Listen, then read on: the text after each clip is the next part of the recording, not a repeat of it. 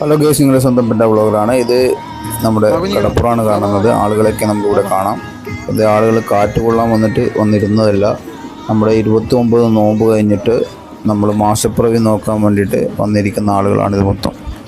അപ്പോൾ ഇത് ഒരു ഭയങ്കരമായിട്ടുള്ളൊരു കാഴ്ചയാണ്. ലക്ഷദ്വീപിൽ പ്രത്യേകമായിട്ട് കാണുന്ന ഒരു കാഴ്ചയാണ്. മറ്റു സ്ഥലങ്ങളിലുണ്ടോ എന്നറിയില്ല.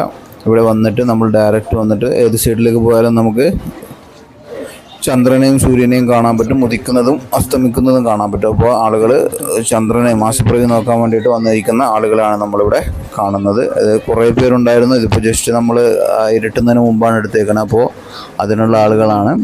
അപ്പോൾ ഇതിന് കുറച്ച് ശേഷം കഴിഞ്ഞതിന് ശേഷം ഇതിനേക്കാൾ കൂടുതൽ ആളുകളുണ്ടായിരുന്നു. അപ്പോൾ ഇങ്ങനെ നിങ്ങൾ മാസപ്പിറവി നോക്കാൻ പോയിട്ടുണ്ടെങ്കിൽ, നിങ്ങൾക്ക് അനുഭവങ്ങൾ ഉണ്ടായിട്ടുണ്ടെങ്കിൽ നിങ്ങളുടെ കമൻറ്റിൽ ഇടുമെന്ന് വിശ്വസിക്കുന്നു. അപ്പോൾ ഇതൊരു വല്ലാത്തൊരു അനുഭവം തന്നെയാണ്. നമ്മുടെ ലക്ഷദ്വീപിൽ, ഇതിപ്പോൾ ആന്ധ്രാദ്വീപിലാണ്. അപ്പോൾ നമ്മുടെ ലക്ഷദ്വീപിൽ ഇങ്ങനെ ഇഷ്ടംപോലെ ആളുകൾ ഇങ്ങനെ മാസപ്പിറവി നോക്കാനായിട്ട് നമുക്കിരിക്കുന്നത് കാണാൻ പറ്റും. ഇതിപ്പോൾ അറൗണ്ട് 10-100 പേരുടെ അടുത്തെങ്കിലും നമ്മുടെ ഇവിടെ നോക്കാൻ വേണ്ടിയിട്ടുണ്ടായിരുന്നു. ഇത് നമ്മുടെ പണ്ടാത്ത ഭാഗത്ത്, നമ്മുടെ വാൾവിൻ്റെ അടുത്തുള്ള സ്ഥലമാണ്. ഞാനും മോളും പോയിട്ടുണ്ടായിരുന്നു.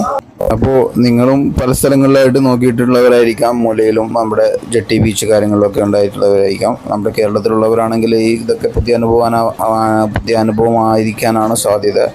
അപ്പോൾ നിങ്ങൾക്കുണ്ടായ മാസപ്പിറവിയുടെ അനുഭവങ്ങളും കാര്യങ്ങളും ഒക്കെ നിങ്ങളെല്ലാവരും ഷെയർ ചെയ്യുമെന്നുള്ള പ്രതീക്ഷയിൽ ഞാൻ ഈ വീഡിയോ നിർത്തുകയാണ്. എൻ്റെ നല്ലവരായ പ്രേക്ഷകർക്ക് ഈദ് മുബാറക്ക്.